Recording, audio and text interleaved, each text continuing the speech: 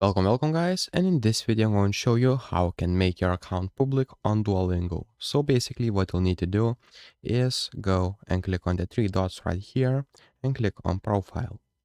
After that, right here you'll see cog icon at the top right corner, so click on that one, and basically you'll see a privacy settings. So click on that one and you can see that in privacy settings we can see to make our account public.